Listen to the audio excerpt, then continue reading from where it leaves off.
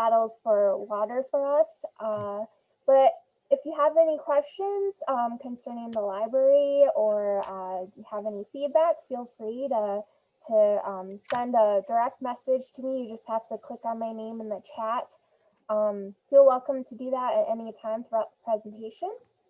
And I want to thank you all for joining us tonight for the presentation on Faded Glory, Saving Michigan's Civil War Battle Flags from Mr. Matt Van Acker, who is the director of the State Capitol Tour Education and Information Service.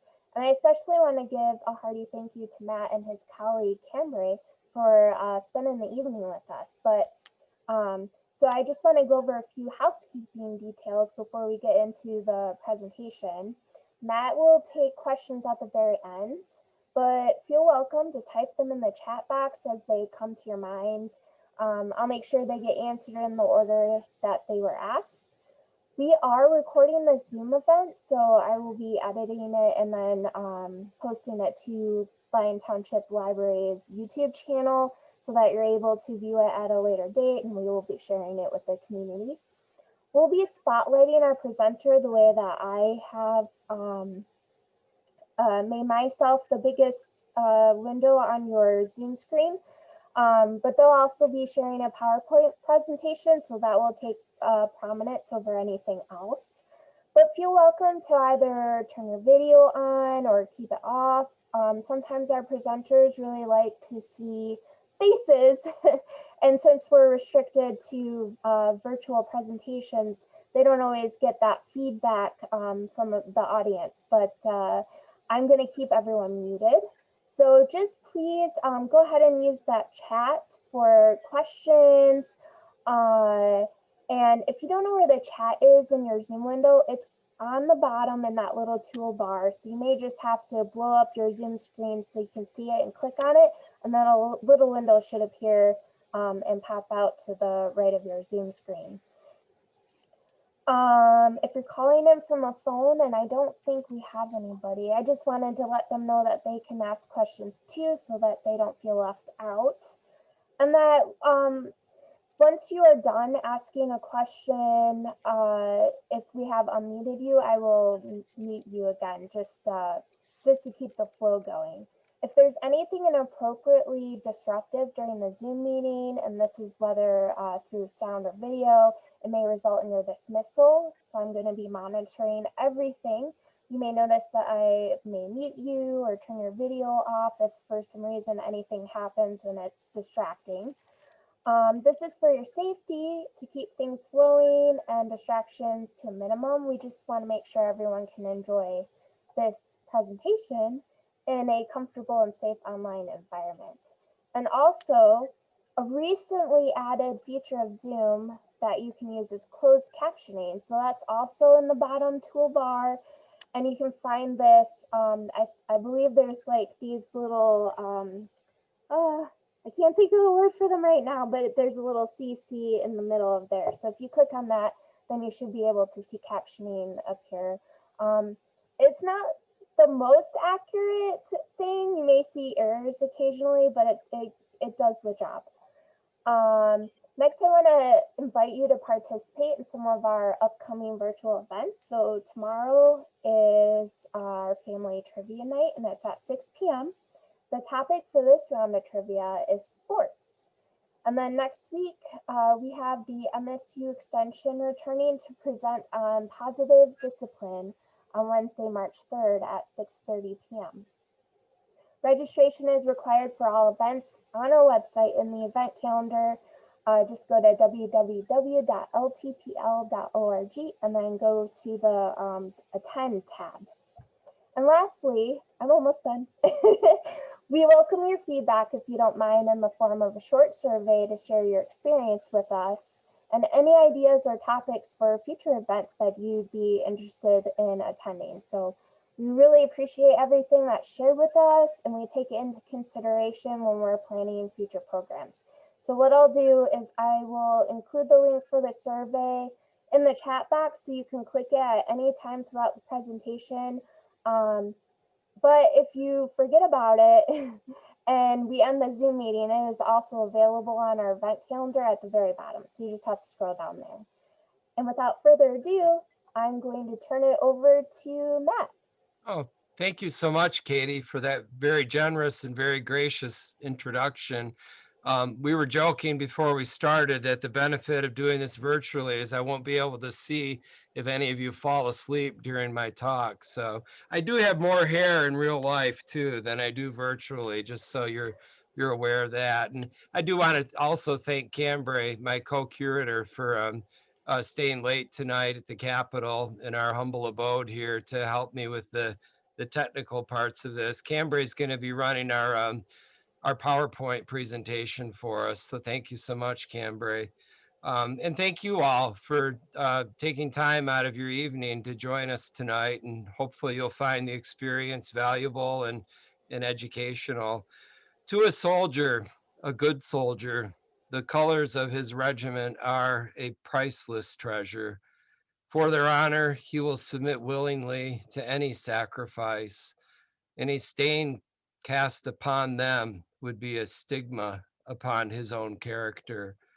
In the hour of peril, he will rally round them, heedless of the din of battle, and he considers his life to be of no value in their defense. Colonel Frederick Curtenius, 6th Michigan Volunteer Infantry Regiment. He considers his life to be of no value in their defense.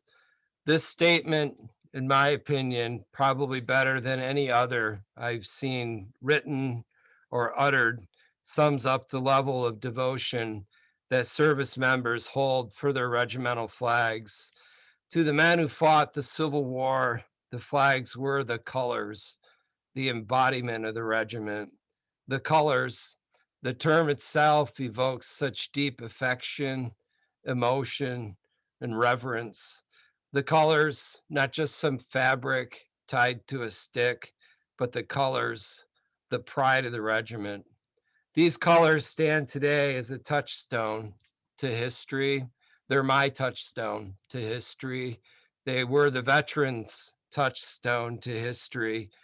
The colors stand as a constant reminder of the 90,000 Michigan men who fought in the Civil War and the 15,000 Michigan boys who did not return. Boys whose bodies were laid in their blood soaked uniforms on battlefields far away from here in hastily dug graves across this nation. And let us not deceive ourselves for one moment. These were boys, nothing but boys. Boys who left their homes and hearth fires here in Michigan and fought and endured 4 long, horrific years of combat. And those boys who, God sparing their lives, were fortunate enough to return to those home fires, came back changed and often haunted men. Men who I have absolutely no doubt spent many a sleepless night, consumed and burdened, consumed and burdened by the guilt of the blood that they'd been forced to spill, consumed and burdened by the guilt of Cain for having slain his own brother, consumed and burdened by the guilt of their mere and yet their most audacious act of simply surviving, while so many of the comrades of their youths perished round and about them in the struggle. These were men who were determined, however, also determined that what they had seen and what they had done should actually mean something, that it should not be frittered away and wasted, that it should go towards building a state and a new nation that was truly worthy of their sacrifice, a state and a new nation that was truly worthy of their service, a state and a new nation that by God was truly worthy of the buckets of blood that had been spilled. These men were also determined that they should be remembered. And this was not in some boastful or some vainglorious attempt at immortality, but with the desire, the hope, the fervent prayer that the uselessness, the madness, The horrible, utter brutality that is all war should never, ever again be visited upon this nation, upon their progeny, their children, or their children's children. Does the passage of the minutes and the hours and the days and the weeks and the months and the years and the decades and even the centuries diminish that hope and their fervent prayer? Does the physical distance from the great shores of Michigan to those battlefields afar diminish their hope? I propose that it does and should not, does not and should not. Our hope is that perhaps by caring for their artifacts of service, the blood-stained flags that they so lovingly deposited and left to the care of the state of Michigan, that we can, in our own small way, perhaps repay the incredible debt of gratitude that we owe to these men and to their families who sacrificed so much during and after the war. As Katie mentioned in her very fine introduction, I have the honor of serving as the director of the Michigan State Capitol Tour Education and Information Service, and also as a co-curator of an incredible collection of artifacts, 240 battle flags. And Cambray, my colleague in crime tonight, also serves with me on this project and as a staffer, our education coordinator here at the Capitol. So, in our official position, in our role in the Capitol, we serve as the historians for the building. A part of that project, though, and that role is also caring for artifacts that were housed in the Capitol, including, as I mentioned, 240 rare, fragile, and beautiful battle flags that were carried by Michigan soldiers in the Civil War, the Spanish American War, and World War I. Each flag in this collection, all 240 of them, are incredible in their own right. They're something to behold. They're literally pieces of art. They're absolutely amazing. The men who followed them had very deep emotional, reverential connections to them. This also includes the battle flags of the later wars, the Spanish American War and World War I. Michigan sent 5 regiments to serve in the Spanish American War: the 31st, 32nd, 33rd, 34th, and 35th Michigan Infantry. In fact, many of those regiments trained at Island Lake near Brighton, Michigan, not too far from you folks. The 33rd and the 34th regiments saw action and took casualties at the Battle of Santiago, Cuba. Michigan also sent a large number of men to fight in World War I. In fact, 135,000 troops from Michigan fought in that war, including the famed 32nd Division. In 1917, when America joined the Great War that was raging in Europe, Michigan and Wisconsin sent 27,000 National Guardsmen who ended up forming the 32nd Division. The men of this division were the first American troops to set foot on German soil. They fought in 3 major offensives. The losses of the division were horrific. Under fire for 6 months, the division suffered 14,000 casualties. You can do the math. That's about 50% of the total number of the division.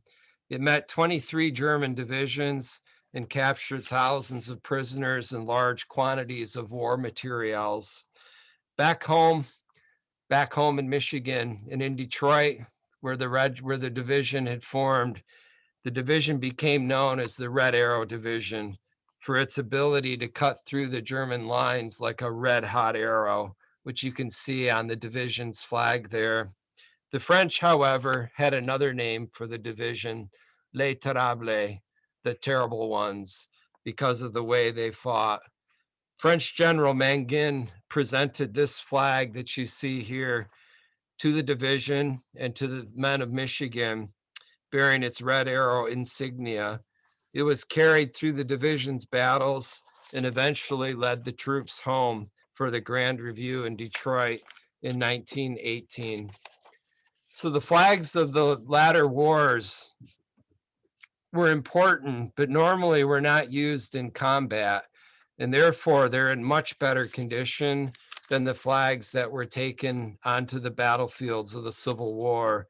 As a result of that, these flags from the Spanish American War and World War I have not been the immediate focus of our conservation efforts with Save the Flags.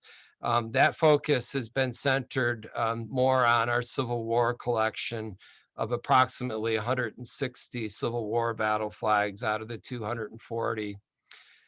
The 1860 census of the state of Michigan listed our population at approximately 750,000 citizens. 5 years later, by the spring of 1865, Michigan had sent over 90,000 of her father's sons and brothers to the battlefields of the Civil War. Her contribution on a per capita basis, we believe to be one of the largest of any northern state. 50%, one half of our eligible male population fought in the Civil War. Think about that just a moment. 50% of our eligible citizens fought in the Civil War. Could you imagine a similar contribution by the standards of modern warfare? Could you imagine if 50% of our eligible citizens were asked to fight in Iraq or Afghanistan or even in Vietnam or Korea or World War II? 50% of our eligible male population. 30 regiments of infantry, 11 regiments of cavalry, 14 light artillery batteries, a regiment each of sharpshooters, engineers, and mechanics, and the 1st Michigan Colored Infantry, which was later redesignated as the 102nd U.S. Colored Troops. All told, over 90,000. 15,000 of these men never returned to the state, sacrificing their lives in an attempt to end slavery and in their attempt to preserve our very fragile union. Now, before leaving for the field of battle, the men of these regiments were presented with beautiful silken flags.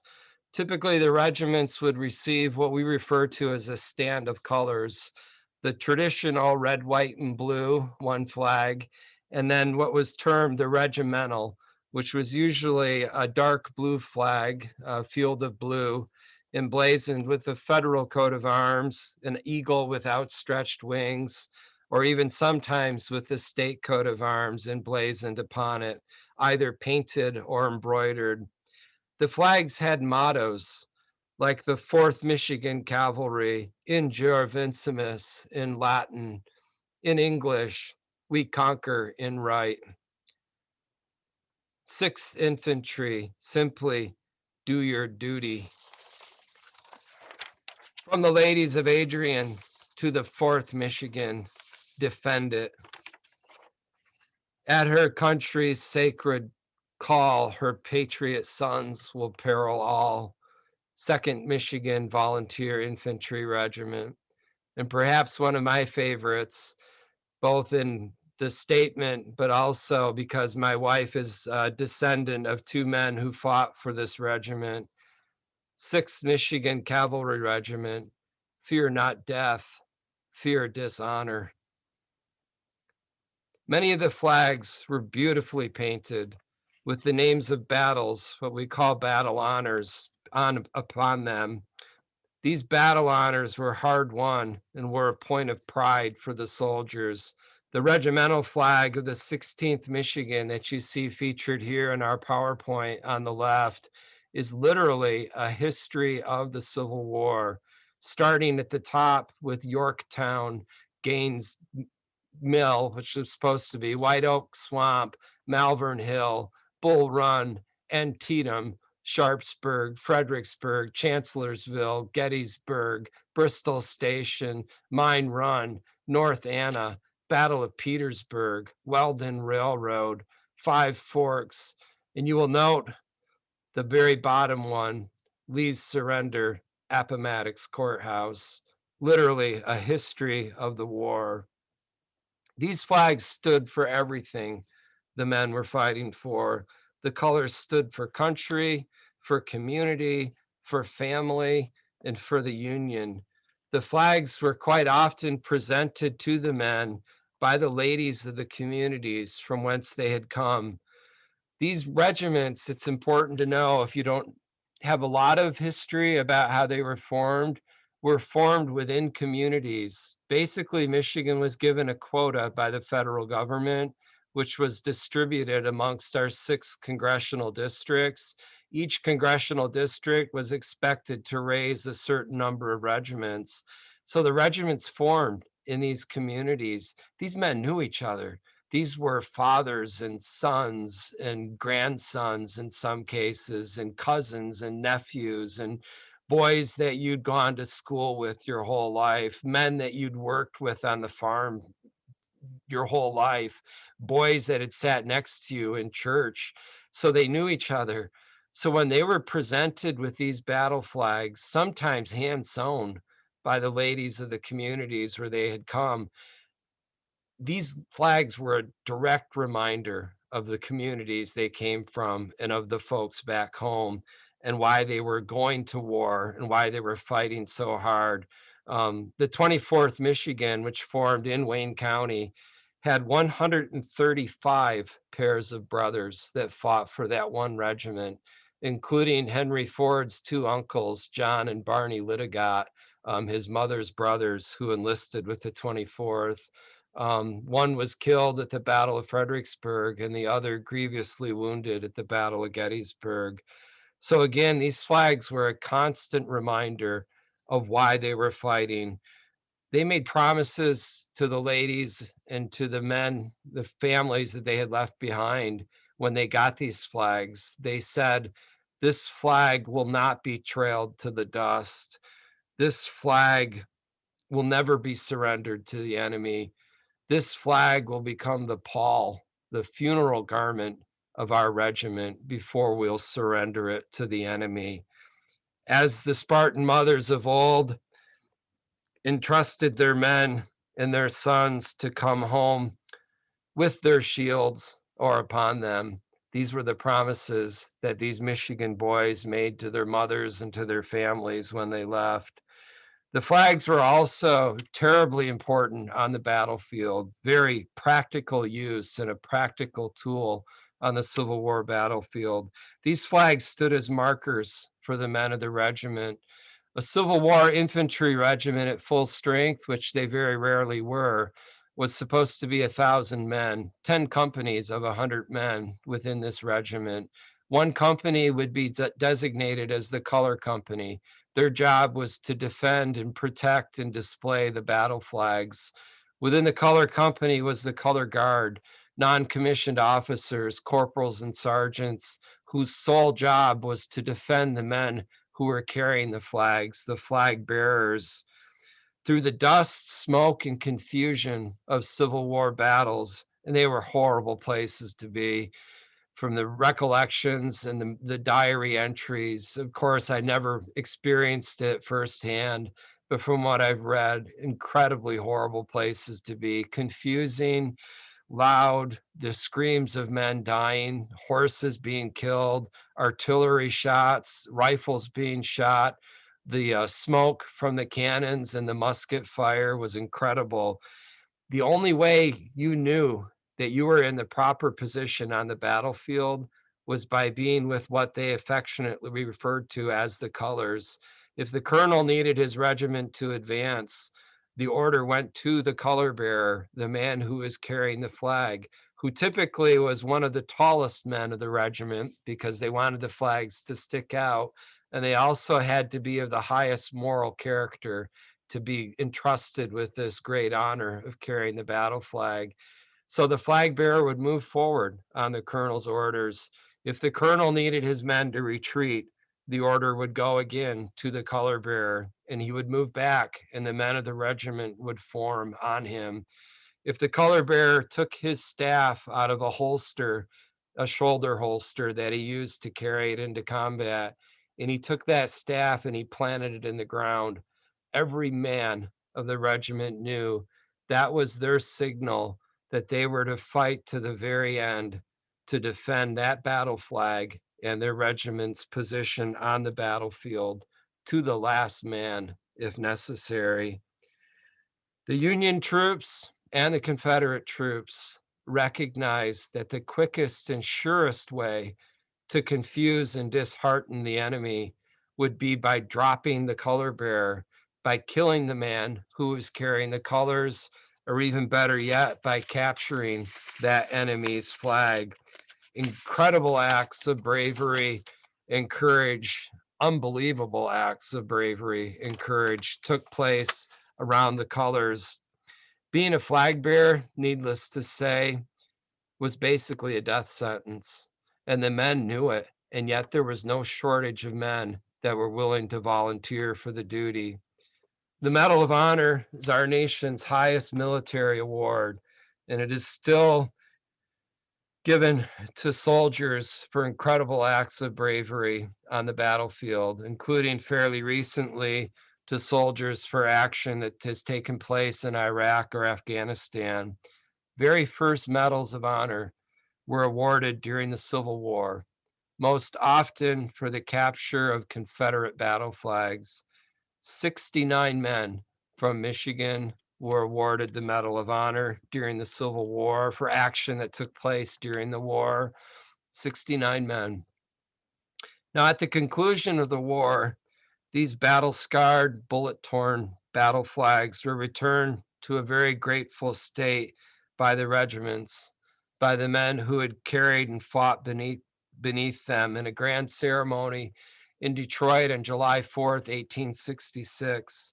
In accepting the flags, Michigan's governor, Henry Crapo, and it is pronounced Crapo, by the way, pledged that, quote, they will not be forgotten and their histories left unwritten. Let us tenderly deposit them as sacred relics in the archives of our state, there to stand forever, her proudest possession, a revered incentive to liberty and patriotism, and a constant rebuke and terror to oppression and treason. We reenacted this event on the lawn of our state capitol a number of years ago, commemorating the 150th anniversary of that grand ceremony that took place in July. Now, eventually, with the construction of our capitol in 1879 in Lansing, the flags were deposited there. First in a military museum, a photograph of which you can see on the right of our PowerPoint presentation tonight. And then eventually in the early 1900s were transferred to the rotunda cases where I remember seeing them. I made my first visit to the Capitol when I was 4 years old. And one of my earliest childhood memories was standing in the rotunda with my older brother's Cub Scout group. And I remember seeing the flags, 4 years old. And to think that 50 years later, I would be charged with the incredible honor and responsibility of caring for those battle flags. It kind of, I'll be honest with you, it sort of makes the hair on the back of my neck stand up. Never would have imagined at 4 years old that I would have the duty of caring for this collection. So the flags stayed in these cases till the 1960s. Um, and in the 1960s, the state and the nation was commemorating the centennial of the Civil War. And Michigan decided to, quote unquote, do a good thing for our battle flag collection. They were sent out for what was considered at the time to be state of the art flag conservation. They were sent to a lady by the name of Mrs. Roser, who was nationally recognized for her work with Civil War battle flags. And they were sewn between dyed layers of net, which you can see on the screen share there on the right in the PowerPoint, through her sewing machine, literally with a zigzag pattern. Now, every time Mrs. Roser's needle went up and down in that flag, it put a hole in it. So this is obviously not the kind of conservation that we would conduct nowadays, and we're going to talk a little bit about that towards the end of the presentation. Just briefly, I want to kind of share with you what we're doing to conserve the collection now and stabilize it. So after the flags were quote unquote conserved, they were mounted back on their original staffs and placed back into the cases of the state capitol. Now the problem with that, the problems were numerous. For one thing, in the rotunda cases, there was no way that we could control the environment. There was no way that we could control the level of humidity, the temperature, not to mention direct light that was shining on the battle flags, either through artificial or natural means from the windows. Not to mention also that the designated smoking area in our state capitol for years was the rotunda where the battle flags were housed. Our most precious mementos, our most precious relics and artifacts in the state's collection of artifacts was being exposed to almost constant smoke from men smoking their cigars and cigarettes, and ladies their cigarettes in the rotunda. Not to mention also the effect that gravity was having upon these flags. Most of our infantry flags measure 6 by 6.5 foot, and they were attached to the original staffs. The weight, the strain of their own weight was literally contributing to their destruction. What years of battle damage could not do to the flags was actually being accomplished by these hidden enemies. So when the Capitol was restored from 1989 to 1992, we recognized pretty early on that something had to be done with the flag collection. Our original intent was to encapsulate those rotunda cases in plywood to protect the flags from the dirt and dust and commotion of the restoration of the Capitol. Upon further investigation, though, we realized we were in real danger of losing the collection entirely if something wasn't done very quickly. One of the worst things that we found was red, white, and blue powder on the bottoms of each of the cases, which is basically the last stage in the disintegration of silk. Cambrai is showing you some of that powdering that you can see on our backer muslin backers there. So we recognized something had to be done. Our first step was to commission a textile conservator to come in to evaluate the collection, a nationally recognized flag textile conservator. And it was upon her recommendation and the recommendation of the Save the Flags Battle Flags Task Force, which was made up of historians, reenactors, museum, and Capitol staff. The decision was made to remove the flags from the Capitol cases. The museum has been a wonderful partner with the Capitol in this project. They provided an exceptional archival storage space at the museum. You're seeing pictures of it in our PowerPoint here, where we can control the environment, the humidity, the temperature, the lights. We've taken care of the gravity issue by removing the original flags from the staffs, some of which you can see in the shared photograph on the left there. Thanks, Cambrai. And then laid them out on acid-free pallets on shelves. So we have 11 sets of cases at the museum, and each case contains numerous battle flags that are laid on shelves on their acid-free pallets. We can draw those flags out as we need to display them. It was important to us when we set up this storage space that people still be able to access the collection and that they be able to see them. So what we were able to do is actually cut a viewing window into our storage unit, which you see in the middle photograph there. We can take a flag off of its storage system, take the pallet over, lay it on in front of that viewing window. The beauty of this is the flag never has to leave our archival storage space, but people who are visiting the museum just beyond where the glass window is there can come up, can push a button that'll turn a timed lighter on, a light on. and they can actually see at least one of our battle flags anytime that museum space is accessible to the public, which sadly the museum's been closed due to the COVID pandemic, but we're hoping they'll be able to open up fairly soon.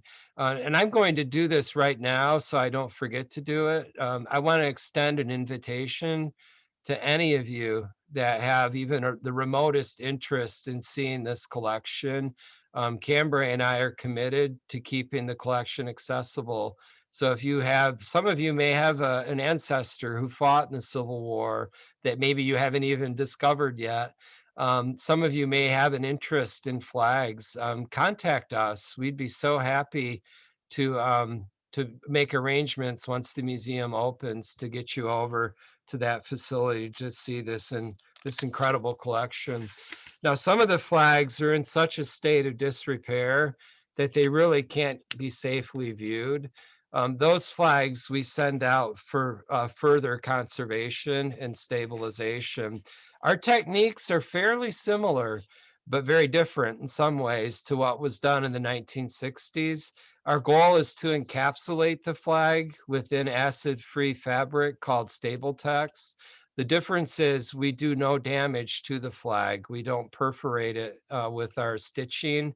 Um, Everything that we do with conservation now, and this is the golden rule in conserving any artifact or anything, any old item that's important to you, do nothing to that item that cannot be reversed someday.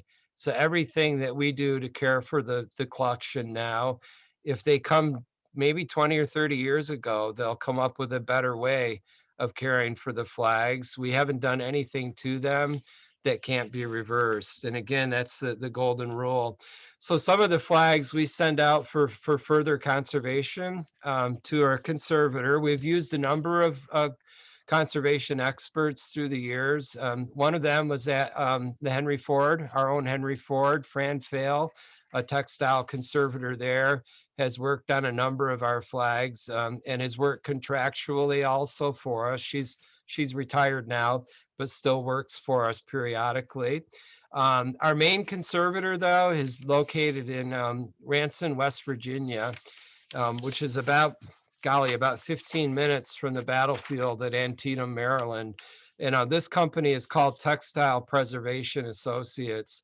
They're nationally recognized. This company served as the conservator for the Mount Suribachi flags, the famous flags that we all know from the Marine Corps raising of the flag at the Battle of Iwo Jima. There were two flags that actually were raised at that battle, and TPA has conserved both of those flags. They served as the consultant on the conservation, the Smithsonian's conservation of the Fort McHenry flag, the flag that our national anthem was written about. TPA also served as the consultant on the Abraham Lincoln assassination garments. So they come nationally recognized, and they've literally conserved hundreds of flags, not only for Michigan, but for many other states. Personally deliver a flag personally, West Virginia, shipping them. So my wife, my poor suffering wife, has made that trip to Ranson more times than we can remember.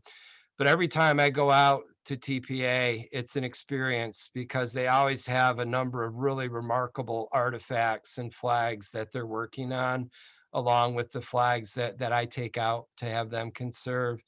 Um, I thought maybe just for a few moments, we'd chat a little bit about what we do or what TPA does to actually care for these battle flags. And I think Cambria is going to pull up an image of one of our really well-known flags, and in my opinion, one of the most beautiful flags in our collection. This is a flag that was carried by the 4th Michigan Cavalry Regiment. This regiment, by the way, had the distinction of capturing Jefferson Davis, the former president of the Confederacy, as he was trying to make good his escape to Mexico at the end of the war. Boys of the 4th Michigan captured him down near Urinsville, Georgia.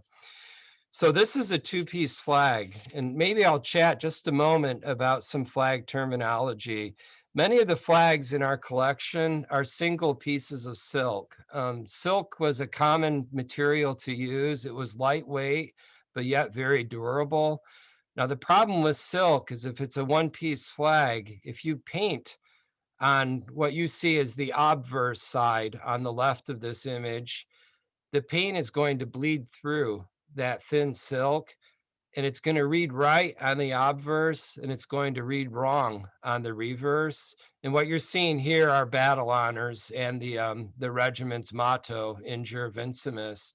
So to avoid that, some of the regiments, and this was a very specially commissioned flag for this regiment, some of the men would commission flags by flag manufacturers. Some would just order flags through the army depots. And again, some flags were lovingly hand sewn by the ladies of the communities.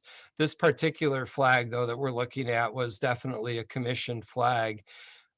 So to avoid that, when they had the flag made, if they wanted to have it read right on both sides, they would have to use two pieces of silk. They'd be painted separately and then attached, and then a common fringe attached to both pieces of silk once they were sewn together. So the first step in the conservation of this particular flag was to actually separate the two layers of silk from one another. And you're seeing here a picture of the pre-conservation photo. Beautiful image of our state coat of arms. The elk on the left, the moose on the right, tuibor, which is Latin for I will or we shall defend. The bottom phrase in Latin, sequeris peninsulum amoenum circumspice. How you like my Latin? If you seek a pleasant peninsula, look about you. Normally, that coat of arms would have a frontiersman standing on a peninsula, and on this particular flag, they took some liberties. So instead of a frontiersman, they have a Civil War soldier standing guard on a peninsula with his pup tent to the right there of him. So I think that's kind of neat that they personalized the flag to the Civil War. And then, of course, the national eagle above, E pluribus unum. I want to have you think about this just a minute and what the Civil War was fought over, and many people, obviously, to end slavery, but some people claimed for states' rights. You know, the Confederate States were fighting for states' rights. So if you think about it, in a way, it's a little ironic that Michigan boys, some of our regiments, were going to the field of battle under state flags that had the state coat of arms. So most of them tended to have the national emblem, the eagle with its outstretched wings, but a fair number of our infantry and cav flags do have the state coat of arms on them also, as did a lot of other northern states regiments. So here's you're seeing some photos of the flag separated in the two separate pieces of silk. You're actually looking at what would be kind of the back of the obverse and reverse of this flag. The fringe was attached to the one flag and left intact on the one flag. Now, with this particular flag, because it was so heavily painted, we also had to commission a paint conservator to work on these. And the paint conservator is in a close area too, to where TPA is located in West Virginia. So the flag was sent to the paint conservator, where she was able to realign some of the flaking and misaligned pieces of shattered painting. The problem with the painting too, folks, is it added rigidity to the flags and it made them fracture. We have some flags in the collection where the entire central portion has literally dropped out of the flag and disappeared because it cracked along the edges of where the painting was. You can see on this particular flag on the left image some of the fracturing in the central portion there, because the paint again added rigidity to the silk. It made it more susceptible to cracking. So our paint conservator had to realign those fractured pieces and kind of like a jigsaw puzzle, put it together.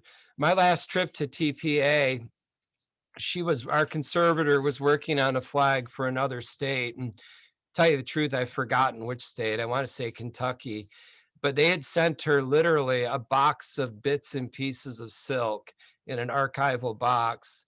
Um, Thousands and thousands of pieces of fractured silk. So Kathy, our conservator, was in the process of taking each piece of fractured silk with the tweezers, holding it under her microscope, trying to determine what color it was, putting all of the similar colored pieces of fractured silk in a pile.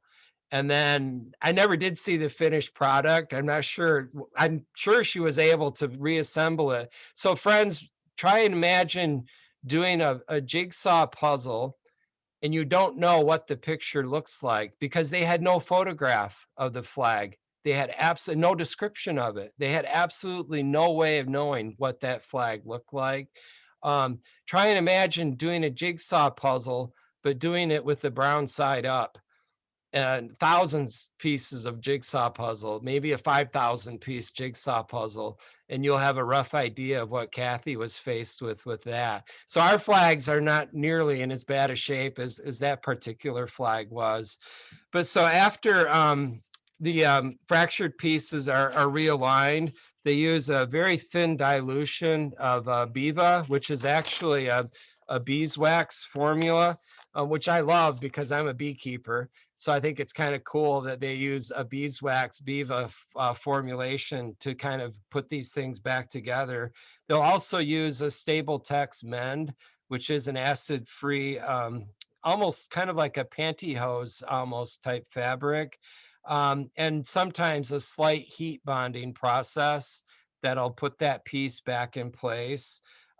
Thick layers of grime are removed. I say here industry approved materials and cotton swabs.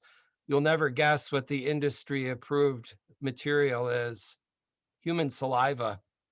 Cotton swabs sucked on and wiped on the flag to take the grime off, which sort of horrified me the first time I heard that, but it is actually a recognized, industry recognized a way of cleaning artifacts. So it's kind of incredible.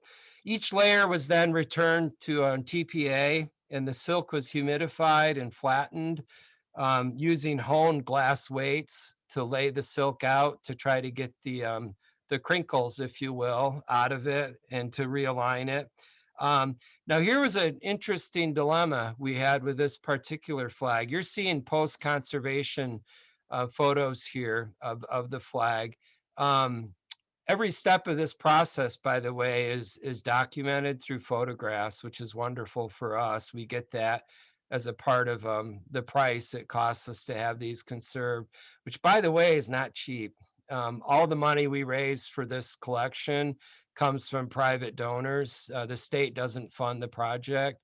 So we have an Adopt a Flag project where groups will adopt a flag with $1,000 donation, and we use that money to conserve these. I'm not putting the touch on your audience for donations, but I think it is important that people recognize the state doesn't fund the project. This particular flag, I'm trying to remember. Um, I want to say it was about $10,000 to have this conservation done. Um, so anyway, the flag that you see here is post conservation. I got off track here on what I was talking about. Oh, I know, our challenge. So this flag, you look at it post conservation. To me, it almost looks like an Irish regiment carried it into battle. It has that emerald green color. Our conservator, in doing the work on this, realized that the original color was closer to an aqua blue. So she approached us and she said, "What color stable text do you want to use? Because it comes in different colors." She said, "I think that it was originally aqua blue. Do you want to use an aqua blue stable text to make it look like it did originally?" We've been very adamant that we don't restore flags, we conserve them. And some people may not recognize the subtle difference between those two terms. It's important to us that we conserve the flag as is. If we were to restore this flag, we would have sewn in a replacement piece of silk in that loss area that you see on the fly end. we would have sewn up the bullet holes. We literally would have washed off the blood stains on the flag. It's important to us that we not lose that history. That history is important to that flag and important to the men who fought and died beneath it. So we told them to use a stable text that was closer to the color that the flag is now in its present state. So what you're seeing is pretty close. I think she used a sheer stable text on this. So you're actually seeing a fairly close um, rendering of what the original or what the color is of the flag now. So, and then again, then it came back to us. We went out and picked it up. My son and I made this trip. I recruited him, and he was, I think, all of 11 years old when he went out with me to retrieve this flag, and we brought it back home to Michigan. One of the neat things about that trip was I was able to take my son to his first Civil War battlefield. We visited Antietam, and we were there on a President's Day weekend, and the battlefield was very quiet. There were very few people there early on a Saturday morning. My son and I were able to walk the sunken road, which got a new name after the Battle of Antietam, Bloody Lane. Um, credible casualties in the sunken road. It was a natural fortification that the Confederates used, and they said at the end of the battle that of Antietam that if one was of a mind, you could walk from one end of the sunken road to the other end and not have your foot touch the ground, literally walking on the dead that were there at the end of the battle. And my son and I were able to to have that experience together. And that's really, in my opinion, what this project is about. Not everyone can make it to Antietam or Gettysburg or Vicksburg or Chickamauga, but some people can come to Lansing and can see this battle flag collection. And we're full of stories. So if you ever come, expect to spend some time with us because every flag in our collection has incredible stories to tell of bravery and honor and sacrifice. This is my good friend Fran Fail at the Henry Ford working on a flag of the 102nd Michigan Colored Infantry, U.S. Colored Infantry Troop.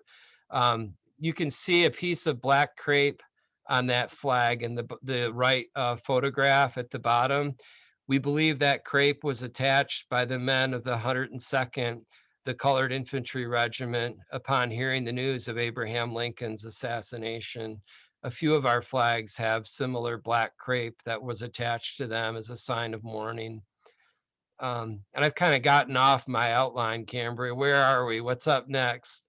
If you want to maybe show, oh, Yeah, what we've got next is kind of some other examples of flag conservation. So you can see here a little bit of how that silk is being realigned, and you can see here kind of the stable text bunched up before it's laid out flat. So you can see how it's sheer, like Matt said, a little bit like a almost like a nylon, though it's not actually made out of nylon because this is a special acid free type, but it's that sheer material. So we'll have a few other ones if you want to.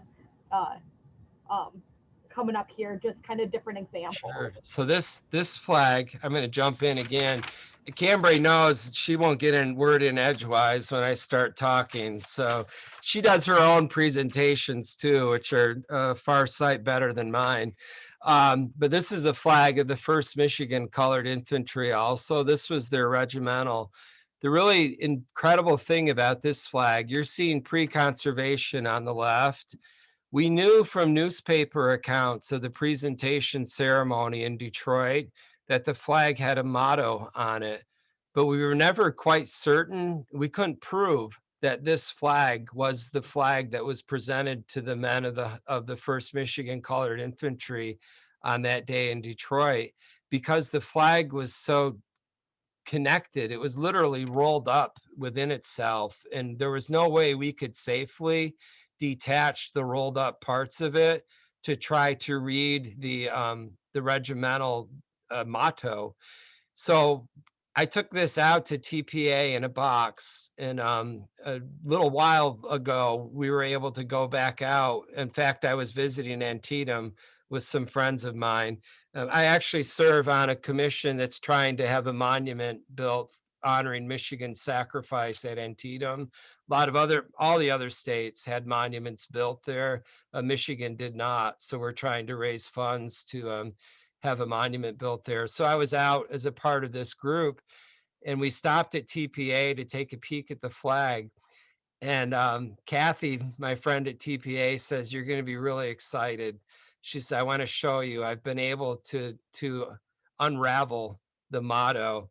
So she pulled the cover off of it, and I looked at the motto, and I'm not embarrassed to say I came to tears when I saw the motto. Keep in mind, friends, this is the flag of the 1st Michigan Colored Infantry.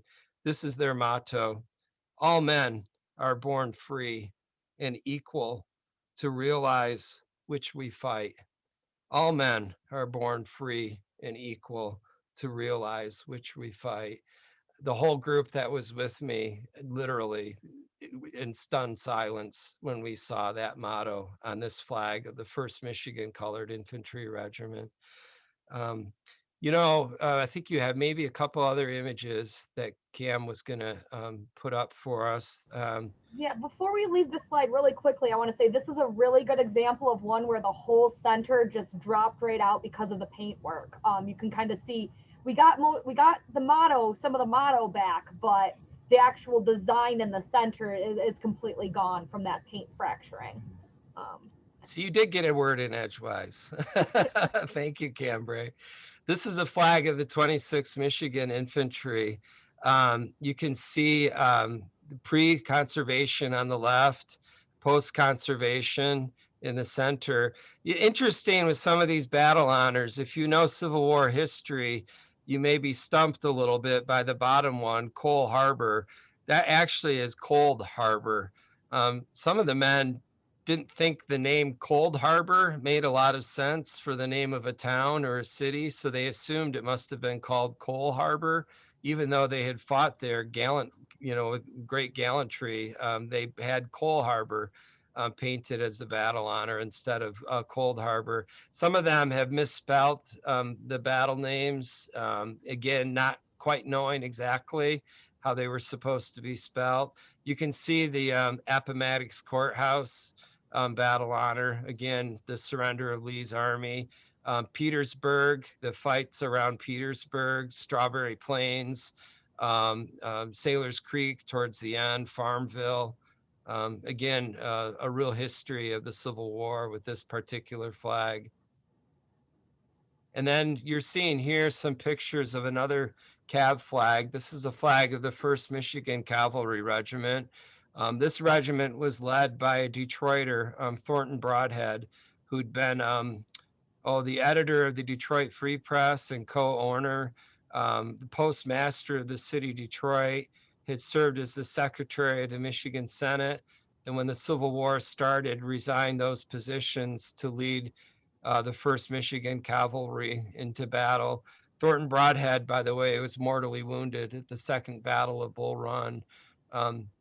And this is their battle flag. You can see again the federal coat of arms. You see pre-conservation on the left, and then some pictures of the conservation techniques, as it's being realigned and stabilized.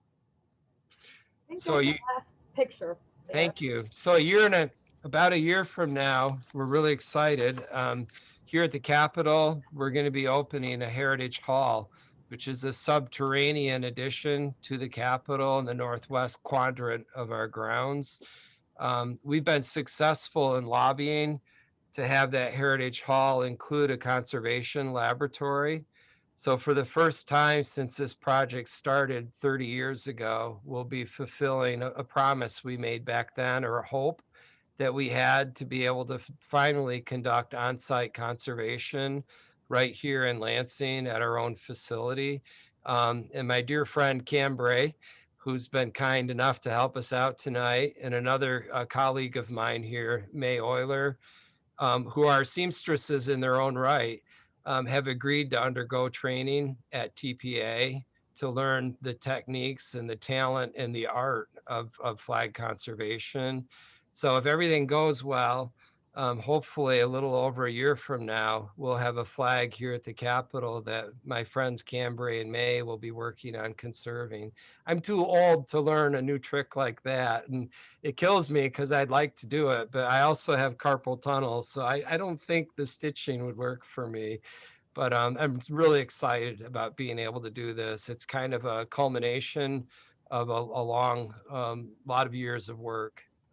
So I've talked far too long. I know I said I'd keep it to about an hour and a half, but if some of you have questions, I'd be more than happy to answer them. And maybe, I don't know if you can do this, Katie, but if people have more in-depth questions and would like to contact me, I mean, we're easy to find. If you Google Michigan State Capitol, there's a link to our battle flag collection and you can get contact information there too. But if there are a few questions yet tonight, Can I interject for one thing? please. I'm in the process of typing up a message I'm going to put in the chat for everyone with some additional resources.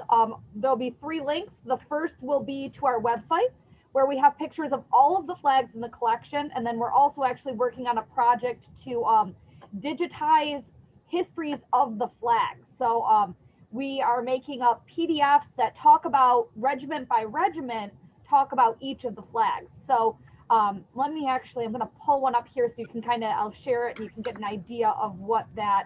Hey, Cam, before you do that too, let me show them this. Oh, yeah. So we have actually in my office 2 really beautiful replica flags. This is a flag replica of the flag we showed earlier of the 6th Michigan. A friend of mine had this replica made, and it's nice as I do a talk, maybe when the Lyon Township Library opens and I come to you in person. I can't bring a battle flag, but I can bring these beautiful replicas. This is standard size, so it's a very, very close replica to the original flag. And there's another of the 4th Michigan that we talked, Cavalry Regiment.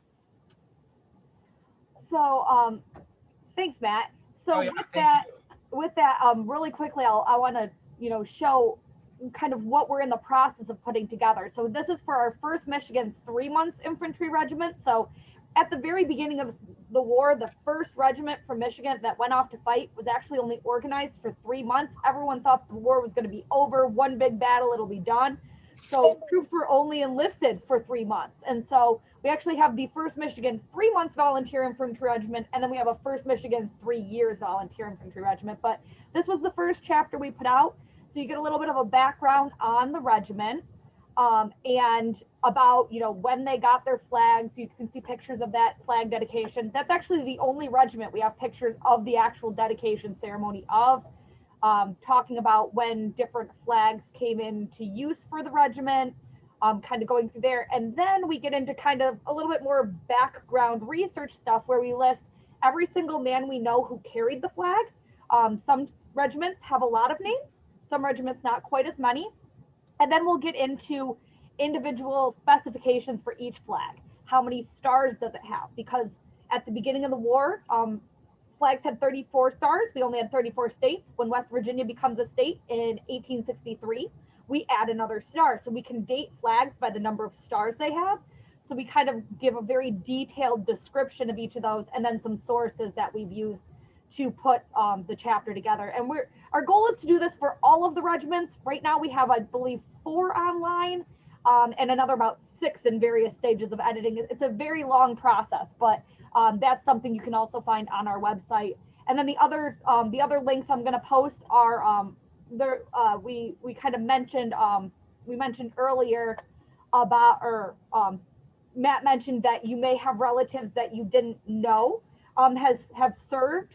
Michigan did a really cool thing at the end of the war. Our adjutant general's office and our adjutant general put together, John Robertson was his name, put together a series of books listing every soldier from Michigan who served in the Civil War. They're listed by regiment, and then there's also an index to all of the volumes. Hockey Trust, which is through the University of Michigan, is a project where they digitize a lot of very old out of print books. And they actually have all of these online. So I put a link to their record that lists all the volumes and a link to the index in there as well. So those are kind of the three different links I've just posted in the chat. Thank you, Cambry. So there was a question.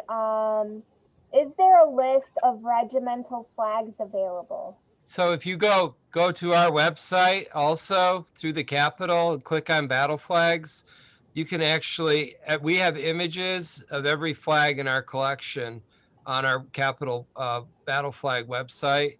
So you can actually pull them up. There's a slideshow. Thanks, Cambry. Also, but Cambry is kind of showing you right here. This slideshow shows them all, and you don't have to actually click on each individual one. Or if you have specific regiments that you're interested in, you can actually specifically select those images and pick them and see them. And I think I did see if I caught that right, somebody said that they had someone they knew in the 26th Infantry, if that's correct. Was that the one? Yeah, there was a comment that her great grandfather fought under the Michigan 26th Infantry flag. Yeah, we have a number of their flags in our collection. Most recently, we were able to acquire a bit of a flag of the 26th that had gone up for auction, and I was able to raise some money to acquire that for the collection. Some of the men from that regiment came from Howell. In fact, the little bit of flag we were able to purchase came from a man who is from Howell, Michigan, Benjamin Franklin Batchelor. So yeah, and again, the invitation is sincere. If you, everyone should have the right and the opportunity to see this collection. They literally belong to the people of this state. I sometimes get a little proprietary and refer to them as my flags. Cambry always laughs, but you don't spend almost 30 years on a project and not get a little proprietary over them. They literally are our flags. They belong to the people of this great state, and we're really committed to sharing the collection. So again, when the museum opens up again, we hope fairly soon, if you're interested in seeing them, just contact us, and we'd love nothing better than to take you over, meet you at the museum, and share this wonderful collection with you. It's especially moving to take descendants in. I've literally had people come to tears at the sight of flags that their long lost great grandfathers fought and died beneath. Some cases, actual flag bearers who were killed carrying the flag. And we look at the flag and you can actually see the blood stains on it. And the descendants are trying to determine if maybe that staining might be blood from their relative who was killed carrying it. Any other questions? Thanks so much for joining us. Oh, there's a question maybe. Yeah, I was hoping to ask one. If some of the flags are in such a state of disrepair, have you considered making reproductions and putting those on display and then leaving the more fragile ones in storage? I'm so glad you asked that. So all of the flags are in the archival storage space now. Maybe I need to reiterate that. So all of them are in flag storage. They don't leave flag storage, so we can properly care for them. I mentioned these two replicas that we have. It's kind of a neat thing with this commemoration of the 1866 event in Detroit that we had on our lawn, Capitol lawn, a few years ago, the 150th anniversary. We had a number of Civil War reenactment groups that literally donated their flags to save the flags. So we have, golly, how many do we have now, Cambry? 7 or 8? Around, yeah. Is it 10? Is it that many? 10 with the calves, I think. Yeah. If you look in this picture here, you can actually see behind the two cases lined up along the wall. Those are replicas. We would never kind of put an original one like that. We keep those rounded up. Also, I was looking for a picture. I haven't quite found it yet. But our rotunda in the Capitol here, we have about 80 replica flags that are made out of nylon. So they're not silk, but like a more true, I'm making an actual replica, but they're good representations. And that's what we have in the Capitol here to remind us of those regiments in this building. And I'm really glad too, Cambry, that you pointed out that those flags in the background in that photo are not original. We keep the replicas on staffs in the storage space. So Cambry and I'll take school groups in to see the flag collection, and occasionally I'll unfurl one of those replica flags and have some of the young ladies and boys come up and actually heft the staff and feel the weight of the tremendous weight of carrying a 6 by 6.5 foot flag on a 10-foot staff into combat. So I'm glad you pointed it out. Some of those replicas too, it's pretty cool, is they've actually been on the battlefields that the original flags were on, because these reenactment groups have gone to the battlefields and they've seen the same kind of damage that the original flags did by flying on battlefields, by maybe being exposed to rain, by being exposed to gunpowder. No blood on them, as far as I know, hopefully. But yeah, so they're tattered. They look almost almost scary. They look so similar to the original flags. Some of those replicas too, if you're familiar with the movies like Gods and Generals, what other ones were those flags, and the reenactors were there for the film? Gettysburg, the movie that they show at the Antietam Battlefield Interpretive Center. A friend of mine actually helped produce that. We have Michigan flags that are there in that movie, reenactment flags. So here, this is kind of a unique kind of wide angle to get a better picture of the dome. But you can see those cases that are still in the rotunda. And again, those flags that are in there right now were not made to try and trick anyone. They're made to look like the flags would have looked before they went off. So they don't necessarily have the battle honors on them. They're not tattered or anything, but they remind us of those regiments. And we're created in a replica of that. Same colors, same star patterns, those kind of things. Yeah, I was just wondering, because you said that some of them were just in such a state of disrepair. I was wondering why, if you would just, instead of having one of them on display at a time, you just have like a wall with all of them completely out and all the reproductions just lined up so you could see what they look like without having to risk one of the actual ones getting more damaged. Well, so as conservators, we can display and we can show the actual flags to people done in the proper way. So I would never risk showing a family member the original battle flag. I would never put the flag in jeopardy by doing that. We have very controlled environment, very controlled means that we use anytime we display a flag or anytime we show a flag to a family member or someone who's interested in seeing the collection. So we are very careful. We really are fully committed to the belief that we can both display and show the artifact and also care for it. So I see where you're coming from in your concern about the collection, and I have the same concerns every time I show a flag, but we can do it, and we've been doing it. And something about seeing that original artifact, it's really an incredible experience. Yeah, so it's an important experience, we think. Yeah, and two, when we're talking about flags that are so fragile we can't show them, we'd be talking about something like this kind of flag. We had some flags that were literally just in boxes when we initially got them, when they were taken out of the cases, because they were just not intact enough. And once those are sent out for conservation, once they're laid out, humidified, put between the layers of net, we don't have to worry about them anymore. They're stable and we can show them. So and that is our goal with stabilization, is so we can safely display and have people look at them and still care for the artifact. We used to sort of irreverently refer to those flags in boxes as a boxo flag.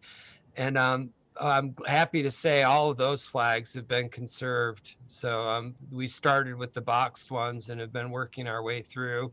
We do sort of flag triage. We figure out which flags are in need of or in the most desperate need of immediate care, and have those stabilized and conserved first, and then we're working through our list sort of flags that need work.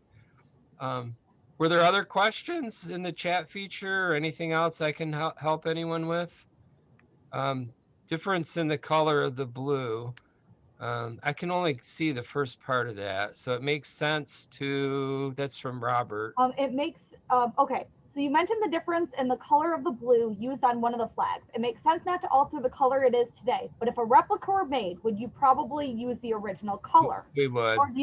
Or do you think you would publish digital recreations to say what it looked like in its time? Oh, that's something we haven't actually discussed at all, is making, you know, virtual recreations of what they would look like. Yeah, I had a gentleman who was with the 11th Michigan Infantry Regiment prior to you joining the project, Cambrai, who wanted to have a replica made of the 11th Michigan. I think it was a national. So he actually, and this was 20 years ago. So it was a while ago, and I don't know where he came up with the technology, but he was able to figure out what it looked like when it was intact, and was able to have a reproduction made from that. You know, nowadays I think it'd be a lot easier to do that, but yeah, so I would, to answer your question, yeah, we would recommend reenactment groups contact us quite often when they want to have flags commissioned for their reenactment group, and we'll give them the information of what the original looked like, and yeah, we encourage them to have it made to look like it did at presentation. Yeah, I think one thing we should mention with the replica flags is, besides the flags that are in the rotunda cases upstairs that were kind of part of this big push of, okay, we need to conserve these, we still want to have a representation in the Capitol, we haven't actually made replicas. All the replicas we have were actually donated to us for us to use, because accurate replicas are quite expensive. So we spend our money on conservation. Like I said, beyond that initial, okay, we definitely want to still represent these flags in the building. We don't spend our money making the replicas, but we do advise a large number of groups. And then sometimes those groups that we've advised on the flags end up donating them back to us years later. Yeah.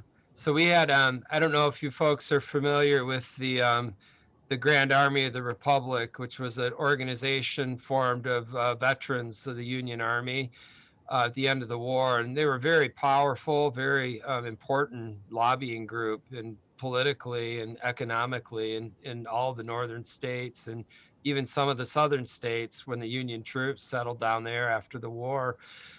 In Detroit is a beautiful GAR hall or post, they called the castle there, which some friends of ours actually owned a company that just totally restored and rehabbed that beautiful building. Many men that were members of that post had fought with the 24th Michigan, which had formed in Wayne County. They wanted to have a replica of the 24th flag made. Interesting twist. They wanted to have the replica made as the flag looked after the Battle of Gettysburg, where the 24th had suffered 80% casualties.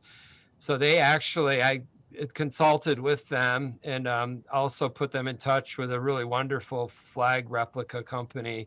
And they actually replicated that flag as it looked post Gettysburg. So that was pretty cool. Anyway. I think we've got a few more questions come in since then. So we don't have anything going back that far into 1775. I saw that one come up. The oldest flag we have is just a little piece of flag of the Michigan statehood flag that dates to the statehood period, 1835. That's the oldest flag we have, and it's literally a piece about a picture, Matt. About that big. Pretty flag. It's pretty small. That's all that's left of it. Yeah. We were really fortunate to come across this. It came to us through a donation of a family that had this piece in their possession and donated it to the collection. But that's as old as our flags go, is that statehood flag. So that would have been around, that's about 1830. 1835, yeah. And then there was one a little ways up, I think. Hold on. Do you know how many flags have been conserved so far? Do you know how many we've sent out? I think we're at about a dozen, maybe a few more than that. Fortunately, not all of them need conservation. They're perfectly okay in our archival storage space. But maybe we're up to closer to 15 now that we've Right. sent out.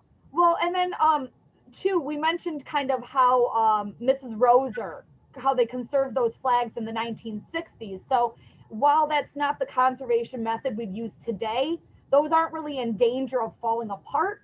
So those, while they were conserved a long time ago, and maybe someday would need to have some new conservation done on them, those ones are pretty stable. And do you remember? I don't remember off the top of my head how many they actually got to before the state ran out of money. Yeah. So the state had appropriated funds for that project in the 60s based on what they approximated to be the size of the battle flags. They grossly miscalculated how large they were. So they ran out of money before they ran out of flags. Sadly, they started with they're all important, but some of the regimental flags that have really incredible histories and worked their way through till they ran out of funds. So, and as Cambray said, those flags are stable. Ideally, I would like to have that net removed. And I'm hoping that once Cambray and May get trained in the beauty of this project and the talent of conservation, that we'll be able to have them start removing some of that netting. So are we good? I want to just take a moment to thank you all. I started to do this earlier and got sidetracked, but I know how valuable our time is, and for you to spend almost an hour and a half listening to me yabber about flags is pretty incredible. I'm honored that you would see this as an important enough project to spend time with us tonight. And the project is important to me, and it's important to Cambray and a number of other people, and hopefully it's become something that's important to you too after hearing our presentation. So thank you so much. Thank you so much to you, Matt and Cambray, for sharing all that wonderful information and for everything that you've been doing to conserve a part of our state's history. So thanks for the awesome presentation. Thank you. And thank you everyone for joining tonight. If you didn't get a chance to fill out the survey, please go ahead and do that if you have a moment. And if not, if there aren't any more questions, I just want to wish you all a great rest of your evening. As do I. Have a good night. Thanks, Katie. Thank you.